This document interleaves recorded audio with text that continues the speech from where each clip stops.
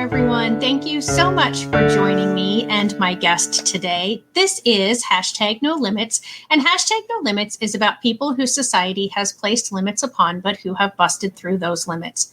Ophelia says in Hamlet, "We know who we are, but not who we will be." And I believe that to be 100% true, and that there is no better example of that than the caterpillar turning into the butterfly. For those who don't know, the caterpillar literally dissolves into cells and then reforms into the butterfly. And then, as if all of that wasn't challenging and difficult enough, it has to struggle for its wings to be strong enough to fly once it gets out of the cocoon. If we as humans help it, we're actually not helping it. We're actually doing it harm if we try to take it out of the cocoon before it's ready. And so while all of that is very difficult, so is busting through limits that society places on a person. And today, I'm very happy to bring to you Hasan Davis. I met Hasan back in November at a Juvenile Justice Council conference, and his story just touched my heart so much that I wanted to bring him to all of you. Hasan, thank you for joining us today. Happy New Year and welcome. Hi, Shelley. Thanks so much. Happy New Year. Thank you. Thank you. So it's been a few months since I've seen you. So what kind of fun things have you done in that amount of time? Well, I got off the road after COVID kind of shut everything down. Yeah. And, but last year. Yeah, we're in 2023 now. Things began to open up about March, and then it just, became this kind of whirlwind. That finally finished up early December for me. I was so excited to be back on the road, but to take that break, my family and I took a big vacation, took a big break over the holidays. A lot of us got together and did a cruise and traveled, just disconnected from the world and connected to each other. And that was very nice. My boys are both home from school and around the world in their own stuff. And so it was very nice. And now I'm ready to get back to hope dealing. Yes, absolutely. So I didn't say that. This is Hasan Dealer, the Hope Dealer. Hasan Davis, the Hope Dealer. Said your name wrong there. And so tell us, just your story is just absolutely incredible. So I'm just going to let you tell your story. If you want to do it similarly to, how you told it at the Juvenile Council, that's great. If you want to, it's all you. This is all you, buddy. Well, I guess a place to start is always at the beginning. And I'll start with a few pieces and we can see where we want to go from there. So as a young person, I experienced a lot of challenges, internally and externally. Internally, deaf in one ear, severe visual impairment that continues to, macular degeneration that's continuing to be a challenge, ADHD and dyslexia. And so those as a combination as a very young child really created lots of challenges. My parents divorced, in an ugly situation when I was really young. And we began to do what lots of young people do whose main family structure, kind of falls apart, moving from place to place and trying to get settled. My mother worked very hard and did an incredible job of keeping me and my siblings together and with her. And every once in a while having to meet us out to other family members and support systems until she could get herself stable again. What I remember about that is the intentional piece of having a community that we can lean into that prevented the system from being the thing that decided, what a single mother struggling to keep her family together had to do or had to experience. In first grade, I think it was really clear. I always say, I entered the school to prison pipeline officially in the first grade. Being that kid who couldn't sit still and couldn't stop touching things that weren't his, the kid who's standing on tables trying to reach things other people couldn't even see or imagine, the kid who couldn't take lines and make letters and make words and make sense. That in all of the ways that mattered in that moment, that broken kid that so many times we see in our classrooms. My first grade teacher, who I have very little memory of now. Someone asked me once, "Do you ever go back and look for us?" No, I have no desire to go back to that. But in that moment, the first weeks of my first grade school year, she made a decision. And she grabbed me up by the arm and dragged me out of my seat and across the room in front of my classmates to the back of the room, to the closet, the coat room. We keep all the stuff that nobody uses. Right. And when we got there, she explained to me that this was going to be my new classroom. This was going to be the place where I got to be, as she turned around to go and teach the brilliant, beautiful children, I guess. And on the way out, she locked the door behind her. And that Oh my became my gosh. ritual. Every morning, she would drag me across the room and into the box and explain that this is your space, and go off to do whatever you do with children that are going to be something. Yeah, I'm gonna pause for right here. I'm just because for those who are just listening and are not seeing, you and I are about the same age. We're right around the 50-year mark, and when you were in first grade, the law about special education, because it's the same for me, was brand new. Brand new, absolutely, absolutely. Yeah. And so I didn't want anyone who might just be listening and who didn't see the both of us and see what our ages are, we're thinking, oh my gosh, this maybe just happened 10 years ago or something. So yes, this was in the 1970s. 70s, and that's early a great 80s. point. One of the things, as a professional now, looking back, I realized that literally it was like the year before that, maybe even that year, right, that all of this legislation had been passed. And so in some way, it doesn't make sense. The value of it and the treatment doesn't make sense. But people ask all the time, why didn't anything happen to that teacher? Well, because we didn't know anything about this. We were trying to still figure this out in so many ways. But so she would lock me in that box every day and explain that this was the place that I was going to be. And I would scream at the walls and punch the coats but I would go home and I didn't tell my mom. She was trying to make sure her babies was in the same place next month and had 3 meals. And she had real things to worry about. Not worrying about, this kid who, clearly the world was telling me something about myself. And this is all my self-talk, internal pieces. But my mother always had this amazing sense of power and purpose. She would tell us things like, everybody faces difficult things, but you have to figure out how you got into that difficult place and then how you use it. What can you do with it? Because there's a lesson in everything. And I didn't know, but after days and days of being locked in this box, one day I dried my eyes and stopped punching the coats. And I looked up, and I don't know why it took me so long, but I realized that coat room was where all the other kids kept their lunch boxes. And all of a sudden, God's plan was revealed, like, the heavens. Because Susie always had the peanut butter jelly sandwiches without the crust.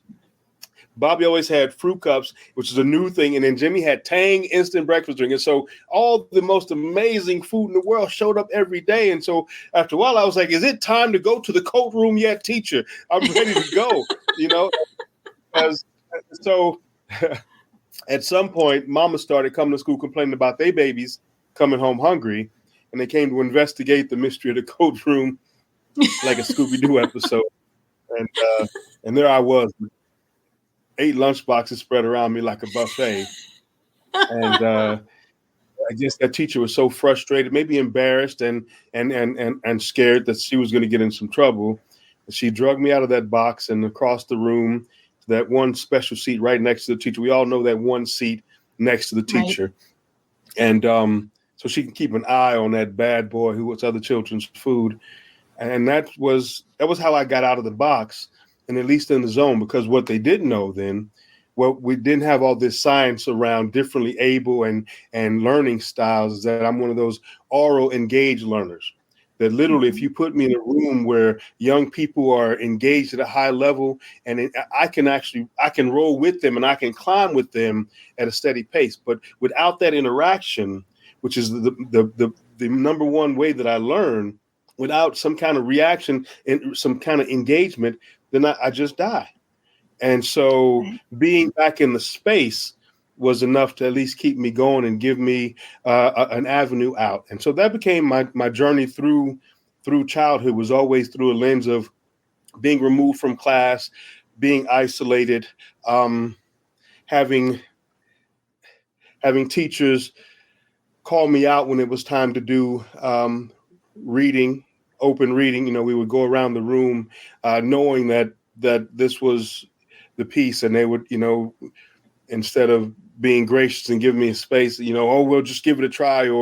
And so the kids started learning really quickly. Don't sit really close to that guy, because when the teacher calls him, he's going to find somebody, because I'd rather be that crazy kid who attacks Right. people for no reason than that really stupid boy who can't read a paragraph. And so school became a really tenuous place for me. I navigated 5 different elementary schools over a short period of time, 13 different home environments, as my mother continued to move to try and find us that place of stability.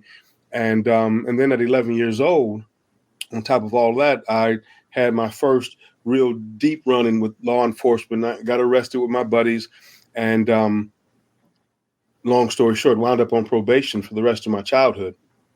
Wow. And there's a lot that goes into that when we look at the statistics and the data that is really clear, not just in the last 20 years, but the last 40 years or so, how young people with disabilities and experiencing the world with challenges are often more likely to be targeted in educational settings, isolated, restrained, removed, secluded, suspended, expelled.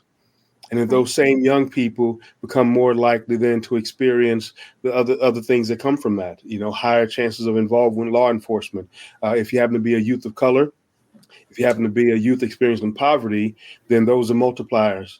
And so as a Black male with learning challenges in poverty, navigating systems, there were some folk who were basically saying, go ahead and just wipe this one off the board.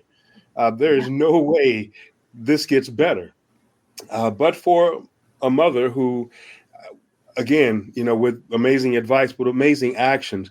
When I got arrested, I was at the police station with my buddies, and there was this long, drawn out drama that really captures what that day was, including having one of the police officers who happened to be a cousin of the manager of the apartments we lived in. And, I grew up in Atlanta, Georgia, and the surrounding area, East Point, College Park, which at some point was identified as one of the most openly racist, Ku Klux Klan. I mean, it had all of that stuff. Wow. And so even in our apartment complex, these apartments, we have a clubhouse, and it did things that you imagine clubhouses do, have parties. But the job of this police officer when he was off duty would be to sit outside the clubhouse and explain to those of us who were not white that we weren't actually invited to this party, even though it was a party for all of the residents of the community. And so, we had moved from there, but he comes in. His name was Gil, and I hope that he's still living his life. But he came into the police station while we were being processed and looked at the 5 of us and just said outright, "Wow, I didn't know that call was about you all when it came in. If it was, I would have took it." And then he just kind of grinned. He says, "And I'm pretty sure you wouldn't have all made it here today." And he just, oh my gosh. And so that was the tension of the day. And then all my buddies we're all between the ages of 11 and 13. And this is kind of the environment. So all the mamas start showing up, and they all come in like mamas in crisis do. Sideways, sometimes angry. And, one of the things I realized again in this work is parents, especially mamas, but parents of young people who are navigating these systems have only a few responses when the system is throwing so much at them. You see it when we talk about education access, when we're talking about the courts, we're talking about child welfare across the board. If they can show up angry or ugly, right? And I mean, that's kind of it. And when they do, the system does such a great job of saying, well, if you're going to talk like that or act like that, then we're not going to deal with you. Even though, we know that anger, covers up fear and embarrassment and concern about losing your babies and losing the things that you're really trying to do, even though life is hard. These mamas and daddies are working hard to make something happen out of nothing very often. And so again, as a professional now, when I have I'm the former commissioner of juvenile justice for the state of Kentucky. I ran the entire juvenile justice system here. I'm vice chair of the Federal Advisory Committee on Juvenile Justice. I advise and coach leaders across the country. And when I talk to them, I say it's so critical for us to understand now that all of us are in the service work to people who are in crisis. It is the nature that they don't even get to us unless there's a crisis. And we have all actually been trained to deal with crisis.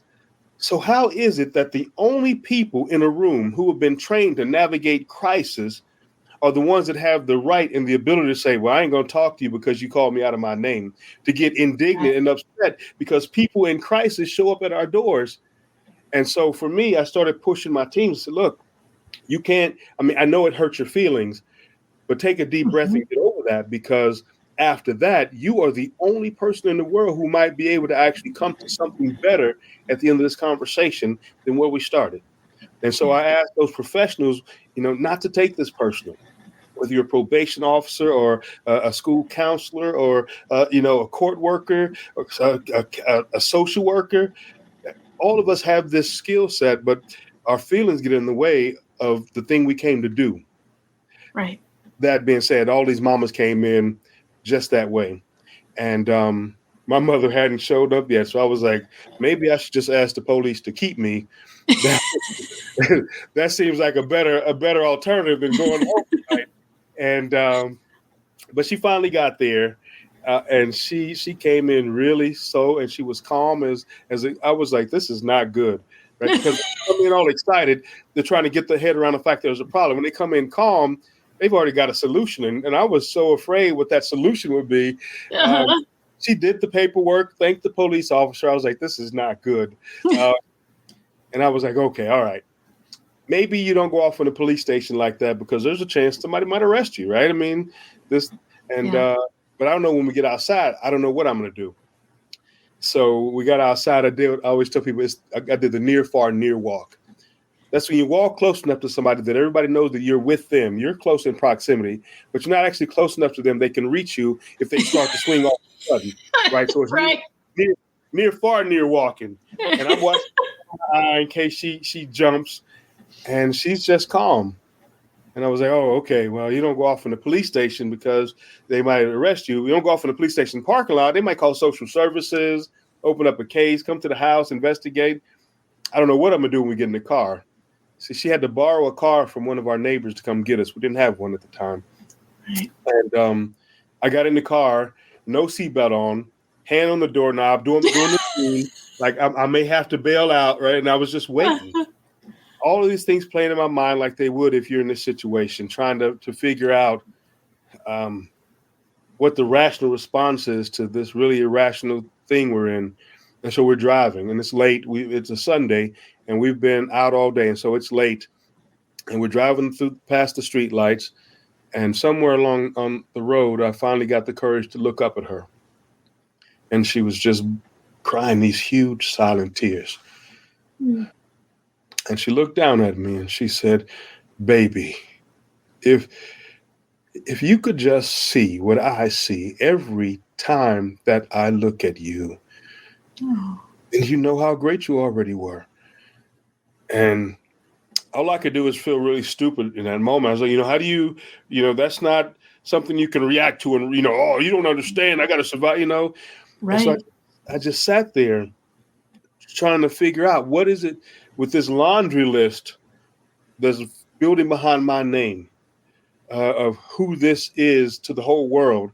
How could she still look me in the face and say those words without blinking, without laughing?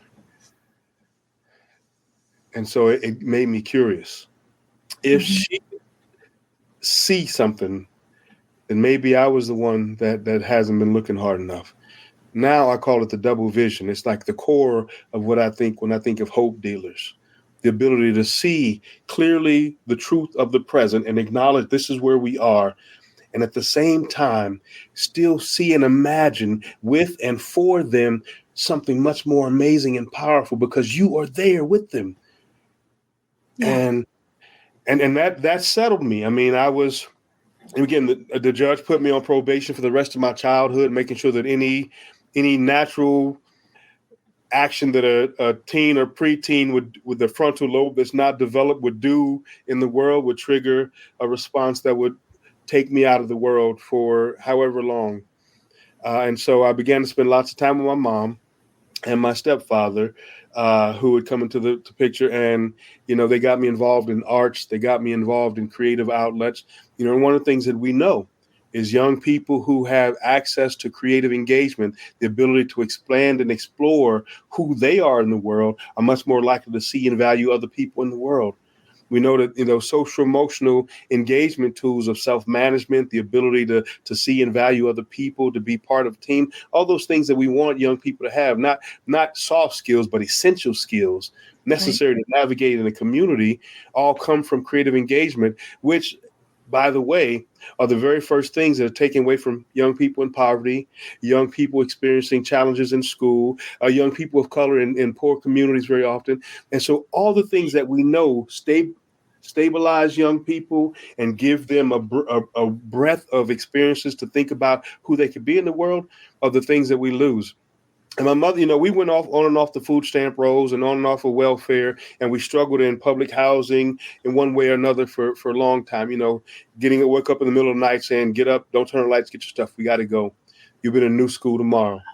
But at the same time, my mother would go out of the way to take us to the High Museum of Art to make sure that we went to the symphony whenever the school took all the kids to the symphony. It only cost $1.50, but she made sure, even if it was, she put those pennies and nickels together.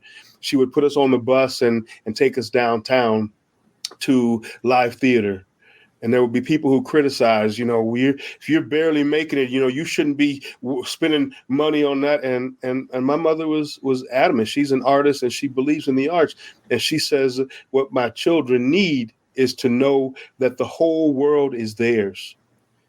And there's so many limits that we put on people who don't have, and we don't create opportunity for them to engage in a way that lets them see this could be you too. This is yours too, and you can enjoy and value these, and you can aspire to these things, right? And maybe there's not a surprise when you hear that I'm an actor touring 3 one-man shows around the country for the last 25 years.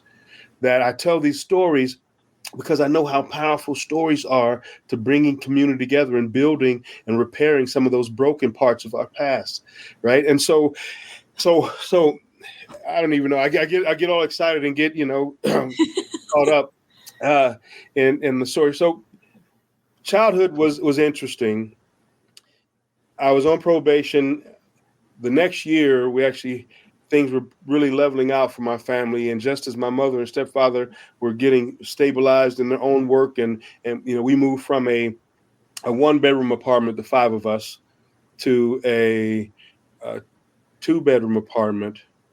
And my stepbrother Sean moved in with us, and so we had more space and things like that. Things were really working, and just a few days after Christmas, one of the units caught on fire. One of the mothers was making dinner for her husband, who works the 3rd shift, and the baby started crying. And in a few minutes, she was going to check on the baby. That bacon grease caught fire in the pan. And that bacon grease fire from the pan went to the cabinet, from the cabinet to the walls, from the walls to the ceiling, and it hit that insulation. And because, in the 70s, the idea of firewalls between each of the units in housing for the public just seemed like nonsense. Why waste the government's good money on poor people who. And so when it hit that insulation, the entire building of 10 families lost everything. And so by the end of the night, we were homeless again. The next morning, I was walking to school in somebody else's shoes again. And being thankful when somebody says, "Oh, that was the sweater my grandmama gave me." And, swallowing that pain that comes from living in other people's grace, to still be thankful. And because mom didn't want me in my 6th elementary school, she kept me there, even though the whole family had to relocate back into downtown Atlanta. And I started a ritual of, 5 o'clock, wake up, catch a bus in the downtown, take a second bus back out, and then walk to school to finish my 7th grade school year. And at the end of that school year, in the 8th grade, I was enrolled in alternative school. And I always say that I call it alternative school, but it was actually an amazing school on a number of levels. One, I was there for the next 5 years. In year 2, I realized that it was actually a private school. In year 3, I realized that my mother had been working with the administrator for the last 2 years to work at the school, doing odd projects and things to keep me in the school. And around that time, the family was still struggling, so my mother had to send all the kids out again in order to really get stable. So she sent my older sister back to my father in St. Louis. My younger sister went to stay with relatives. My brother went to stay with my aunt in Milwaukee, and I moved into the school as his first residential student. And Wow.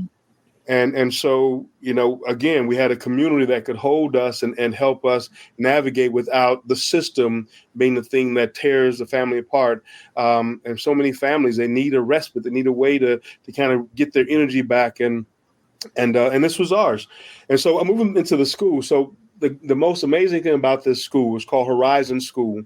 And it opened just a year before I started school there, and they actually closed their doors. Well, it's been 2 years now. Very sad, but the administrator at Horizon School, Dr. Lorraine Wilson, was the most amazing educational leader I've ever met. When I met Dr. Wilson, Lorraine, we called her. She had these really thick glasses that magnified her eyes, and she was legally blind, and so the world turned to shadow about 2 feet in front of her. And so she always walked with this purpose and this calm because she had to know and sense the world around her. I still, to this day, even though she's passed years ago, think that she was a Jedi, and that the Force is still present because sometimes just feel that energy. But I was called. I mean, even in this school, which allowed the students to have a voice in what happened. And if there were problems, we would all get together and troubleshoot. And the first time I got in trouble, my first year, there were several of us who got in trouble, and waiting for, expecting that thing when you're the kid who gets in trouble, we're just going to put you out of here. She called us all together and she said, your punishment for breaking the rules and doing all this stuff that you did is that you are now the student body leadership. And you have to come up with rules and expectations for students. And we were like, what? That's crazy. Are you serious? And she was absolutely serious. And when I look back on it, we probably had the most draconian rules because, letting kids like, Lord of the Flies. But it was brilliant because it immediately co-opted all of those dissonant voices into a sense of leadership and ownership. And this was our space. And for me, this was absolutely my home for the 5 years that I was there. But I gotten in trouble and sent to her office once, or called to her office. And I went in and sat down, and she wasn't there. And I waited for her to come in, and I can hear her navigating down the hall and slowly making her way to her office. Everything is always in the same place. And she sits in the seat right across from me. And she just kind of sits there for an uncomfortable amount of time for people with ADHD and things are always happening. And so, I've had 50 scenarios operate in my brain before she starts to speak. And she says, I know who you are. And I was like, oh, that's not a good start. But then she says, and I think that you can accomplish anything you set your mind to. So I just looked for a second because that clearly did not jive with the reason I came to her office. And then I was like, well, she's blind. And so I did the eyeball check, you kind of swear, and she just looked straight ahead. And so finally I cleared my throat and said, Lorraine, it's Hasan, right? And she sat there for a few minutes. I mean, it seemed like ever. And she said, I know who you are. And I think that you can accomplish anything that you set your mind to. And all that you could do, Hasan, is make me a fool for believing such things about you. Wow. And for the first time in my educational career, someone told me I was already great, dared me to sacrifice being great for something else. And Yeah. again, I think about that double vision, right? Clearly, you are here in all of this chaos. And at the same time, I see you and I'm going to walk with you. I'm going to be with you. And so I call her my HD2, Hope Dealer number 2. And she and my mother, I learned years later, they conspired. They planned and they plotted in amazing ways to make me see myself like they imagined me. Dr. Wilson would do things like in class, I would be bouncing around and messing with things that weren't mine because I had no connection to what was going on with the rest of the students who knew what was going on. And she would do things like, Hasan, do you think you want to go outside and run around the school as hard as you can? And I was like, what? Yes. I mean, until you said it, I had never thought about it. But as soon as you said it, that's exactly what I think I want to do. And she would say, then go ahead and do it. And everybody else would be like, what? And I would go outside and I would run around the school 4, 5 times until I can barely walk. I'm passing out from oxygen deprivation. When I came back into the room, this amazing thing would happen. There are these commercials like for Claritin or nasal, Benadryl, all these about being congested. And I saw one about 5 or 6 years ago where like it starts with this really blurry picture. Yep. It's like your TV is blurred. You can't quite see. Everybody's talking. It's all like this. And then they take the medicine and then they pull the edge back like a film. And there's this beautiful, crisp spring picture. Have you ever seen? Yes, absolutely. I know exactly what you're talking about. And I'm sitting with my wife and that happened. I said, that's it. And I screamed and she's like, well, what are you talking about? That's it. That's what happens when I can burn off enough energy to slow my brain down. The whole world gets sharp edges. And Dr. Rainn Wilson taught me that. I learned that if I could exert enough energy, I could control the bouncing and the touching and I could sit in class for about 30 minutes and make connections and things made sense. And I would input things at the right time. And I was like, oh, so she was subtly teaching me that I could regulate this. It took a lot, but physical exertion, physical activity became a huge part of my life in the rest of high school through college and all that, because I started learning I can actually do something about this. I don't just have to sit here going, gosh, I just wish I could understand and focus like everyone else. And so she gave me gifts like that. And I know in math class, I would particularly get upset because she told me one day that I was she called me what did she call me? I can't remember, but she said that I was a natural mathematician, right? That I was just, that I could look at the math problem and I could give the math answer. And most of the times I did it, I was right. But then every time I got my papers back, I would fail the papers. And I would complain to her. So, well, you said that the answer's right. And then one day she said, well, Hasan, and every math teacher, every time I say this with educators, I'm like, math isn't about the answer. It's about, and they all in unison, the process. Yeah, that's what she said to me. I said, well, how come on this paper you gave me, there's no place that has process, right? It says problem, it says answer. It doesn't say and I'll argue with her all the time because I was arguing. She said, that does not make it any better, Hasan. The answer is not the thing we work on, it's the process.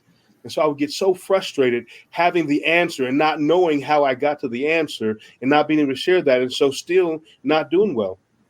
And then one day a week, she started doing this thing. She would just stop and she would say, okay, clear your desk. And once everybody cleared the desk, she would just start. 13 times 3 plus 1 divided by 5 times 10, whatever it was, whatever series of numbers and symbols she threw out there, as soon as she stopped, 40, I always had the answer. Wow.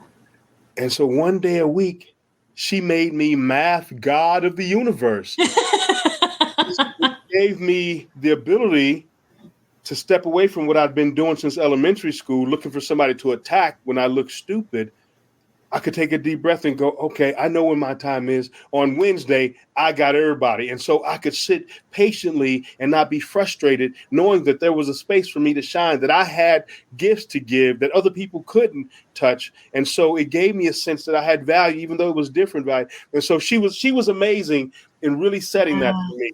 And over the course of the 3 years that I lived there with her at the school, she always was navigating with me. Unfortunately, my senior year, December, I just turned 18. We were just about to go on winter break. And she called me back to that office, sat me in that very same seat, and explained that I just failed the class. Like I said, life didn't become a miracle. It was just I was managing, like Right. so many young people do. And she said, unfortunately, Hasan, you failed the class that you need for graduation, and that class won't be offered again before the end of the year, which means that you won't be eligible to graduate, which means I'm Mhm. going to have to ask you to leave. And Oh my. yeah, and that broke so much of me because most of the success that I'd experienced in the last few years had been through this small community that had really made me feel like I had something. I was part of something, even though it wasn't. Yeah. Uh, so we finished, and I had to pack up my room at the school, and one of my classmates gave me a ride back home. Uh, and my mother had the family back together, and everybody was back in one home again. And my brothers, my best friends, Derek and Sean, my foster brother Derek and my stepbrother Sean, who were the two. I have a younger brother Tony, but Sean and Derek were the two that I spent most of my time with, and brilliant, amazing guys. And so it was great to be back with them. In fact, they were so brilliant, all three of my brothers, that my biggest hope was that the world would get to know them. That if Mhm. there was something I could do, even if it took sacrificing myself as the oldest, to really get them to a place where Mhm. the world could see how amazing they were, I thought that would be totally worth it. Because the Mhm. laundry list that was building behind my name was so, I mean, ADHD, dyslexia, visual hearing impairment after 5 different elementary schools, a juvenile arrest, on probation since childhood, expelled from alternative school, and I was plotting to get the GED.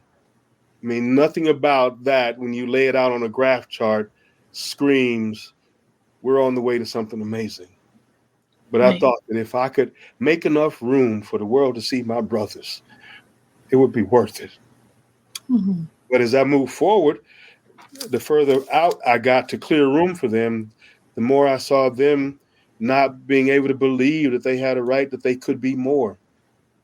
This one of the stories I'll tell, and I'll take a deep breath, and maybe if you have questions.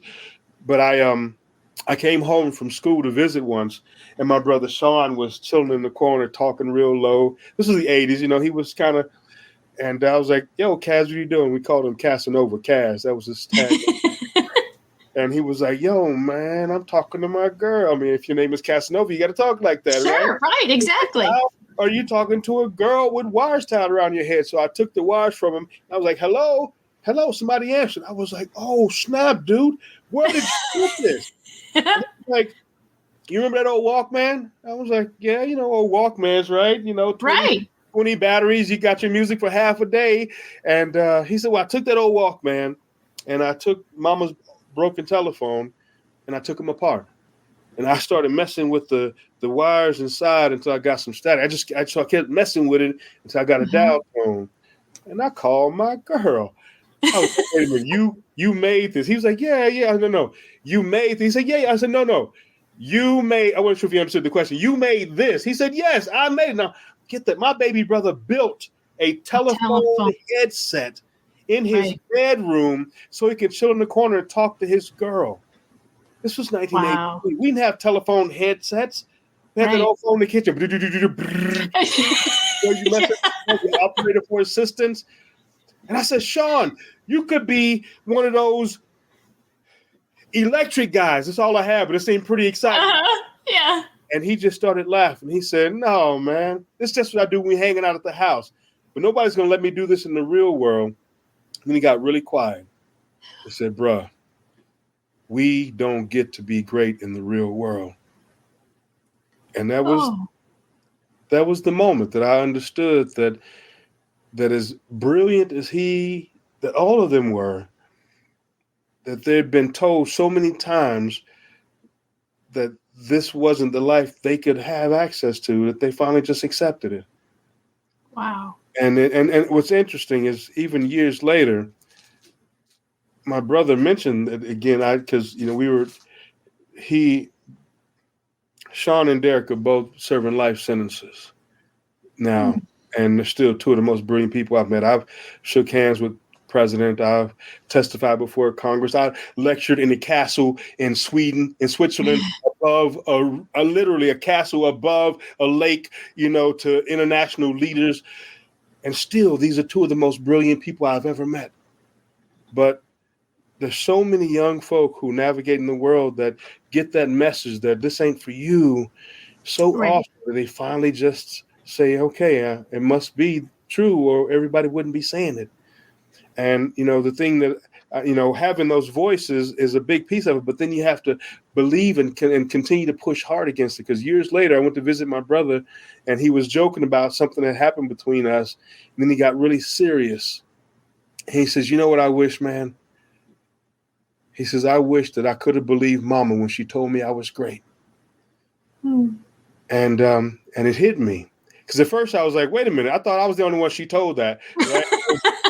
You think that you're special. Right, But right. then it struck me, especially when I put it in the framework of what it means to be a hope dealer, right? We don't know when or how or who is going to touch, but if all of us are investing like that, then it might be something. So good hope dealers are telling everybody, not because it's a fancy word, but because they believe it and they're willing to do what it takes to help you get there, but you got to believe it too. Yeah. And so, this quote that I use often that I have: hope is a seed planted in rocky soil with no knowledge of how deep its roots will sink or how many its fruit will feed. But we still choose to plant and to wait and to see.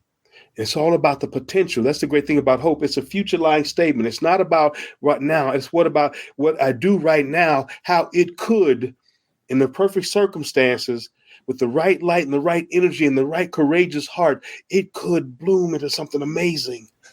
And too often there are folks who get into this work at some point who feel like they're not doing anything good because they haven't seen anything amazing, not knowing that every time they show up is the amazing part.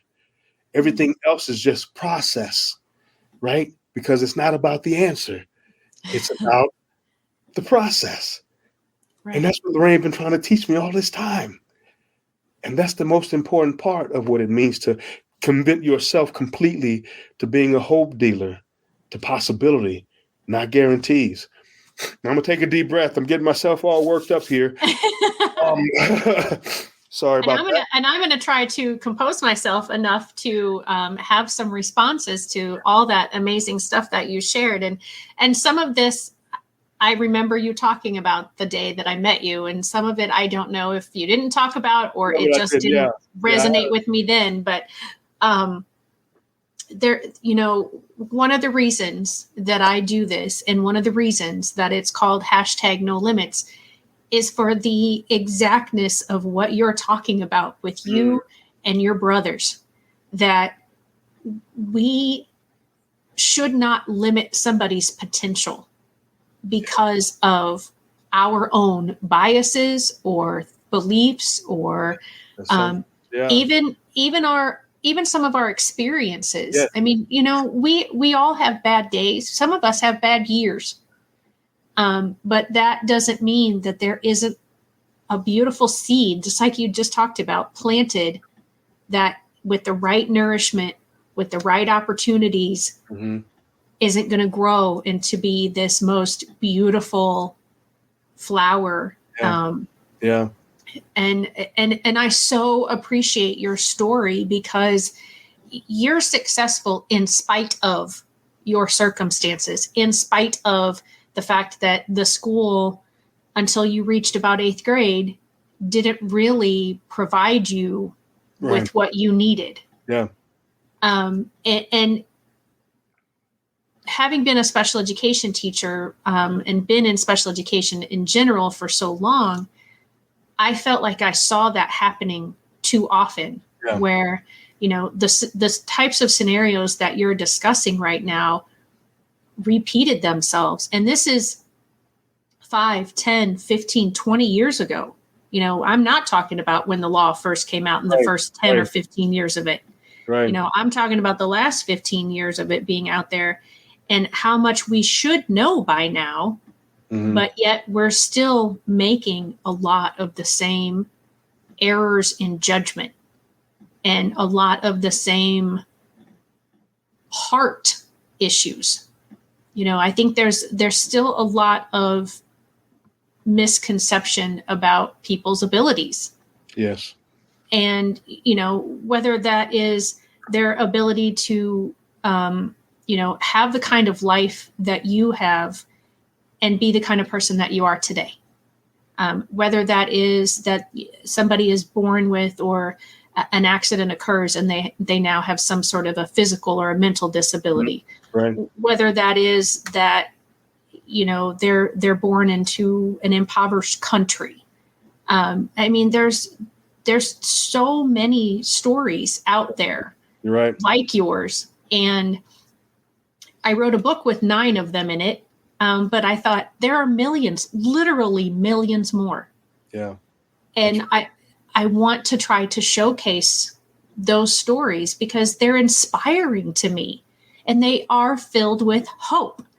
And, I'm so grateful that there are people like yourself who are willing to share and that people all around the country and all around the world recognize the fact that you have a beautiful story to tell. And that they let you share your story and they want you to share your story to give that hope to others as well. So what are you doing? We've got about 15 minutes. So Okay. What is a hope dealer? I'm going to pull up your website and if there's anything on there specifically that you want me to show, let me know. Otherwise, I'm going to also put the link on how to get, look at you all suave in your suit there.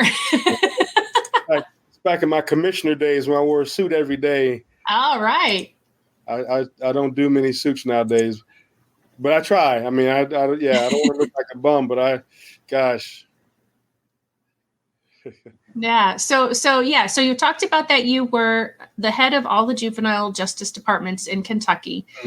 So what is HasanDavis.com, which is the website? So it's HasanDavis.com. So what do you do now? What is this butterfly that you have become? Yes. Hasan Davis Solutions is kind of this, the great thing about experiencing the world with things like dyslexia and ADHD is I've got this expansive sense, right? I try to explain to people sometimes, right? It's like I can hold multiple tracks of thinking at the same time and I can expound on them like immediately. And so it's really this sense that there's all these things going on in my head.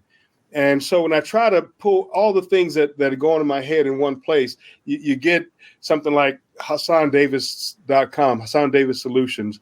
The great thing I always say is even when I get distracted, it's to something else that's amazing and I love.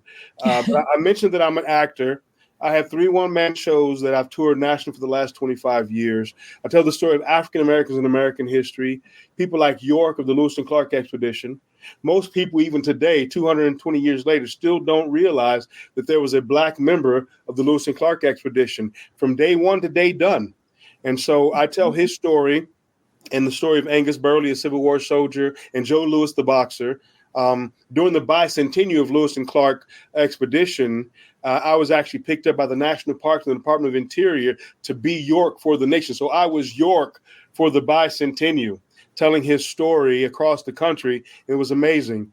I've written. Oh, that's right. I forgot that my husband's aunt and you probably crossed paths. Yeah, that's right. Yeah. I forgot to ask her about that. Yeah. So we'll have to follow up on that because I'm really interested.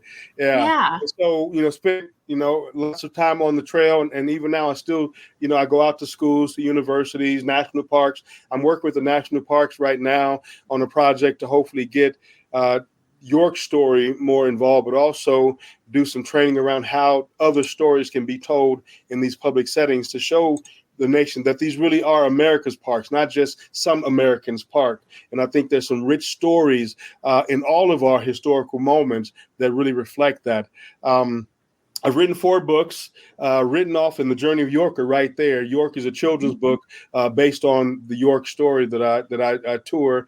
Written off is my story, my memoir, of navigating delinquency, poverty, and what is it? I can't even remember what the tagline is.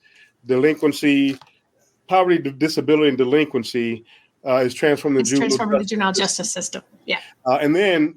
Just last year, just in the last 6 months, I published 2 more books. One is a book of poetry called Human Rights, WRITES, and it's really a collection of my poetry from my early and late childhood, navigating systems and navigating those difficult places in the world to tell the story of what it's like to be in that and from different perspectives. And then my newest book is actually The Race, and it is the story of a young man who escaped special ed class. It's not even up yet. I mean, it's only been out a couple months. I've got a copy, but it's actually the story. I read it at the conference. But yeah, I thought so. But the illustration of it, I've been excited about it.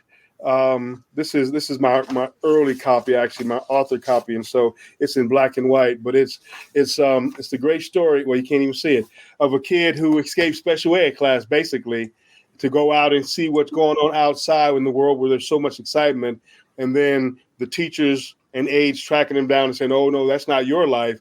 Come back over here. This is what you get to do." And sorry for those of you who are watching me get bigger and smaller. I was trying to find the button where I could make Hasan be the whole screen, and then hopefully his book would have shown. But I am not smart enough to figure that out for some reason. I don't know why. All right. Yeah, but it has been what I'm excited about The Race is that I actually wrote it based on my own experiences and then experiences of young people I've heard over the years. And it starts with a kid who's, it was a day like the rest, me sitting right there with the lost kids in another special class where we would fit the round pegs in the square holes all day. As the teachers explained, we were made just that way. And that's the start of so many sad stories in our schools and our communities. And explaining, people telling you this is the best it's going to be for you, so you should be okay with that. But then he finds a note from his mother, right, his hope dealer, saying, "Hey, I know you're there and people telling you you're there, but I don't think that's where you need to be. But you need to figure out how to get out of there and not accept this." And then he looks up and there's a window in the room where he's never seen the window, and he hears all this excitement outside. So he escapes out the window and down the pole and goes over to the track where everybody's doing this exciting stuff and tries things that he's never tried before and fails, but does amazing for him, his personal best. And then he gets pulled back to the class saying, "Oh, that's not the life for you. This is much more safe. This is better." And that interesting. That is that there's one line, there are round pegs in your future. These square holes must be filled. It's good work for your hands and your particular skill. And that line in particular comes from a conversation I had with my voc rehab counselor in law school after I successfully navigated college, which took me 7 years and being expelled 3 times and fighting my way in. I decided to go to law school. And when I got into law school, I finally said, I'm going to go see a voc rehab. I'm going to finally go get a champion because we are about to just tear things up. And I went to see my new counselor. And after going over my records and, my big file of, oh my goodness, she had the most compassionate look on her face. And I imagine so many folk who care about broken children and broken lives. And she looked at me and she says, "Hasan, you have failed your whole life. And I'm really afraid that me supporting you in law school is just going to be another failure. And I can't have that on my conscience." Wow. So here's what I've decided to do. And she opened her drawer and she pulled out a handful of pamphlets and booklets. She says, "I have all these amazing programs where you could learn to do something with your hands, something you could be proud of for the rest of your life. And I think this is a much better, much safer bet for us. Remember to listen to the tone. Us, she kept saying, we aren't going to do well, right? This was a total investment in her not wanting to fail by me failing, not recognizing that I'm used to failing. I got scars over 90% of my body from failing. And the amazing thing is I've gotten up every time. And so often when we're in that position where we're looking at young people who are navigating crisis, we're like, oh my God, I don't want them to fall again. Instead of going, look how tough they are. If they fall down, they're going to be good. Let's take it up a level. Right? Yep. Not lower the bar so they can trip over, but let's raise it so they got something to go for. And so that frustration at the beginning of my law school career, I just walked out of her office and never went back. I was like, okay, I guess I'm going to have to do this like the rest. I'm going to have to fight through every day of it. And I got expelled 3 times from law school. I never missed a day of class because I just told them I'm not leaving. They're like, maybe you don't understand what the word expelled means. Like, I have lots of experience with that word, my friend. I'm just not leaving. Maybe you didn't read my application very closely. But the idea of the race is that there are those around us and those who are us who don't give up, who and the things that we accomplish are amazing for us, if nobody else, but it's because we refuse to accept that somebody else knows us better than we do and knows what's best for us in our dreams. And I think in our very best work, in your best work when you are supporting IEP development, is helping people imagine themselves greater and then helping them plan to get there. And whether they get there or not, again, the definition of hope is not making everyone successful. It's giving everybody the tools and on the path to decide if that's the success that they want. And there's so much about what we are missing in many of our environments right now. Yeah. I'm sorry. Let me take a deep breath again. No, unfortunately, I may have to have you back. That's not the unfortunate part. The unfortunate part is that we're out of time. But I would love to have you back because, like I said, your story is just so incredible. And this sentence that you have on your website, which I know I've stopped sharing, but I've jumped back over to it, is how do we ensure that every child achieves their greatest potential? And that's exactly it. That's the hashtag no limits right there. We are to write, when I'm writing IEPs, I'm trying to write so that the child can achieve their fullest and greatest potential. That's exactly it. That's it right there. And, imagine how much more wonderful our world could be if everybody believed in everyone else's potential. Yeah, absolutely. Yeah. Well, Hasan, thank you so very much for joining me today. And if we can work it out that you can come back another time, you're just such a wealth of knowledge and you have so much great insight and so much hope. Make sure people, if you are listening as a podcast, once this gets out that way, or if you've joined us today, thank you, Fran. By the way, she did say hi from Southern Illinois. And anyone else who joined today that didn't comment or is watching this in the replay, make sure you visit HasanDavis.com and check him out. And if you get the opportunity to listen to him in person and you get to meet him, he's such a fun guy. I had the opportunity to go out to dinner after the conference with him and a few other people and get to know him and his son a little bit better. And he's as he is today on here, he is in person, and even more so, even more fun. So I thank you. I'm glad you had a wonderful holiday season. Hasan, thank you again. Tell your family hello, and we will see you all next time. Bye-bye. Thank y'all.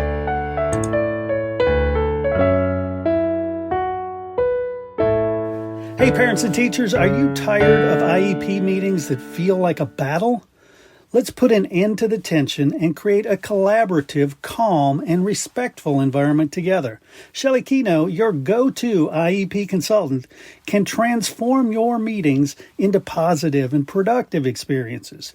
With Shelley Keno, your child is her top priority, your voice is heard, and you become confident.